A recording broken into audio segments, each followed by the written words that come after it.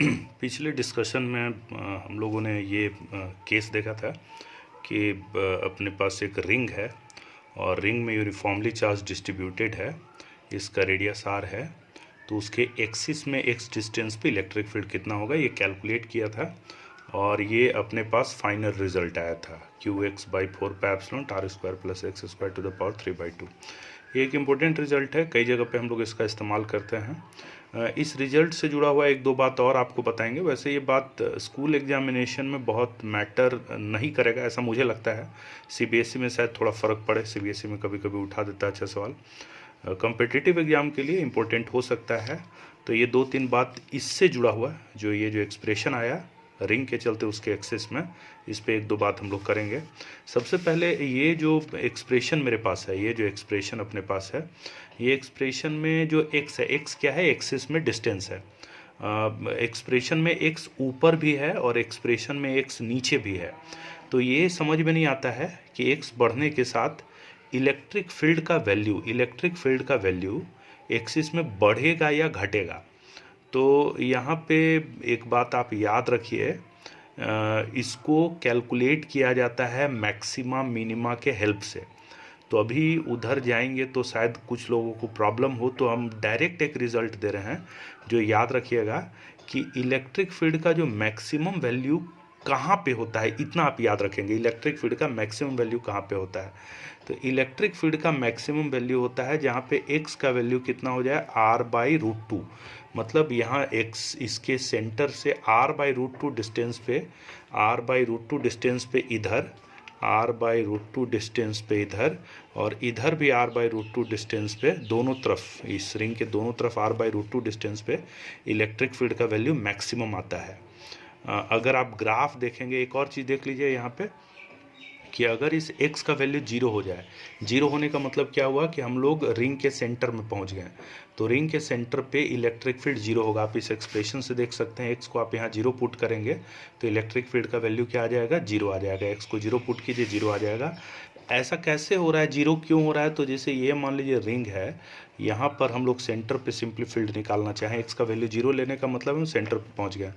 तो यहाँ पे हर एक छोटा टुकड़ा के अपोजिट एक उतना ही बड़ा टुकड़ा मौजूद है और इसके चलते जो इधर इलेक्ट्रिक फील्ड होगा, इसके चलते इधर इलेक्ट्रिक फील्ड होगा। तो पेयर वाइज सारा का सारा क्या हो जाएगा, कैंसिल हो जाएगा। तो resultant electric field centre of the ring पर क्या मिलेगा हम लोग को, जीरो मिलेगा। सेंटर ऑफ द रिंग पर इलेक्ट्रिक फील्ड का रिजल्टेंट वैल्यू जीरो मिलेगा। सेंटर से जैसे जैसे आप आगे जाएंगे इलेक्ट्रिक फील्ड का वैल्यू बढ़ेगा और ये कहाँ पे मैक्सिमम होगा, तो ये r/√2 डिस्टेंस पे क्या हो जाएगा, मैक्सिमम हो जाएगा और फिर घटने लगेगा। आप अगर यहाँ पे ग्राफ देखना चाहें तो एक छोटा सा ग्राफ हम यहाँ पे प्लॉट कर दे रहे हैं। तो कुछ ऐसा आप समझिए कि मान लीजिए y एक्सिस में इलेक्ट्रिक फील्ड है और x एक्सिस में हम लोग का डिस्टेंस है, इधर का डिस्टेंस ले रहे हैं या इधर का डिस्टेंस ले रहे हैं। तो यहाँ पे जीरो है, ये वैल्यू बढ़ते बढ़ते मैक्सिमम को छुएगा और फिर घटने लगेगा। और ये मैक्सिमम को कहाँ पे छुएगा, तो ये दूरी कितना होगा, r/√2। उसी तरह से इधर भी अगर हम लोग जाएंगे तब भी पहले ये अपना मैक्सिमम इलेक्ट्रिक फील्ड मैक्सिमम होगा और फिर घटेगा। तो ये मैक्सिमम कहाँ पर होगा, तो फिर से इस साइड में भी r/√2 डिस्टेंस पे, यानी दोनों तरफ r/√2 डिस्टेंस पे इलेक्ट्रिक फील्ड अपना मैक्सिमम वैल्यू को छुएगा और उसके बाद फिर घटने लगेगा। ये दिमाग में रखना है, याद रखना है। एक और बात इस फॉर्मूला से, एक और बात कि अगर हम लोग का x का वैल्यू बहुत छोटा हो, x का वैल्यू बहुत छोटा हो, किसके कंपैरिजन में, r, मतलब रेडियस की तुलना में x बहुत छोटा, मतलब हम लोग सेंटर के काफ़ी करीब है। सेंटर पे नहीं है, सेंटर पे तो फील्ड जीरो होगा, बट सेंटर के बहुत करीब है। तो x का वैल्यू हम लोग क्या कर सकते हैं, बहुत नेगलेक्ट कर सकते हैं r के रिस्पेक्ट में। तो यहाँ पे लिखा हुआ वही बात कि अगर r बहुत बड़ा है, किसके कंपेरिजन में, x के कंपेरिजन में, r is very very greater than x, तब इलेक्ट्रिक फील्ड का ये जो फार्मूला था जो हम वहाँ से कॉपी किए हैं, यहाँ जो लिखा हुआ है इसी को दोबारा यहाँ पे लिखे हैं। तो ऐसी स्थिति में हम r² + x² को तकरीबन क्या लिख सकते हैं, r², बिकॉज r बहुत बड़ा है x से। तो ऐसी स्थिति में इस पूरे के जगह हम लोग लिख देंगे r², ये पूरे के जगह r² लिख देंगे और ये इसको सॉल्व करेंगे तो ये r³ हो जाएगा। तो मेरे पास जो एक्सप्रेशन होगा वो इलेक्ट्रिक फील्ड का हो जाएगा Qx/4πε0 r³। ठीक है। तो यहाँ पर ये पूरा जो हम घेरे हुए हैं ये पूरा अपने आप में क्या है, कांस्टेंट है। तो कह सकते हैं इलेक्ट्रिक फील्ड क्या होगा, डायरेक्टली प्रोपोर्शनल किसका होगा, एक्स का। तो ये रिलेशन कब होल्ड करेगा ये ध्यान देना, ऐसा नहीं कि हमेशा होल्ड करेगा। ये होल्ड कब करेगा, जब आर बहुत छोटा हो के इसके कंपैरिजन में, एक्स के कंपैरिजन में, तो ये चीज़ होगा, ये रिलेशन यूज़फुल होगा। अब यहाँ से एक क्वेश्चन कभी कभी बना देता है कि अगर इस रिंग की एक्सिस में कहीं पर कोई नेगेटिव चार्ज रख दिया जाए और आर बहुत बड़ा है एक्स की कंपैरिजन में, तो वो चार्ज का मोशन कैसा होगा।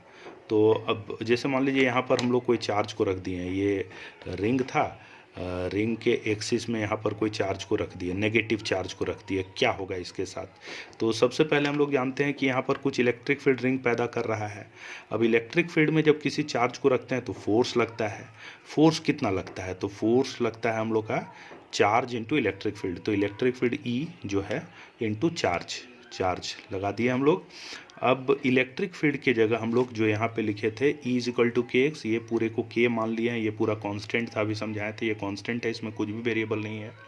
तो इस स्थिति में हम लिख सकते हैं माइनस साइन यहाँ हो गया Q चार्ज जो है इंटू K इंटू एक्स, जहाँ K ये पूरा का पूरा कांस्टेंट है।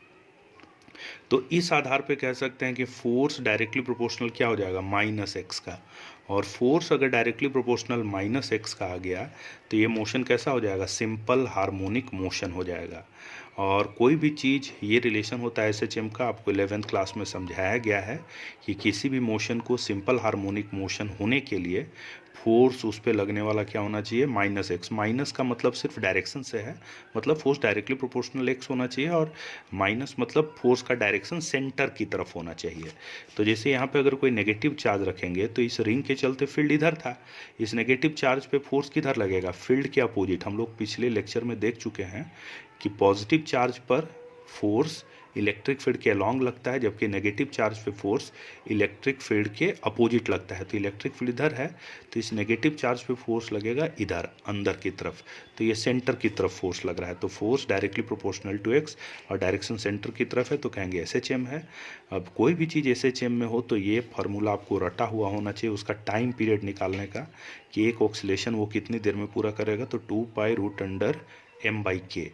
तो m हो गया उस चार्ज का मास, और k यहाँ पर जो कांस्टेंट है, ये पूरे को हम लोग k कहेंगे, इस पूरे कांस्टेंट को k कहेंगे। This is complete k, better होगा इसको k डैश लिख दे।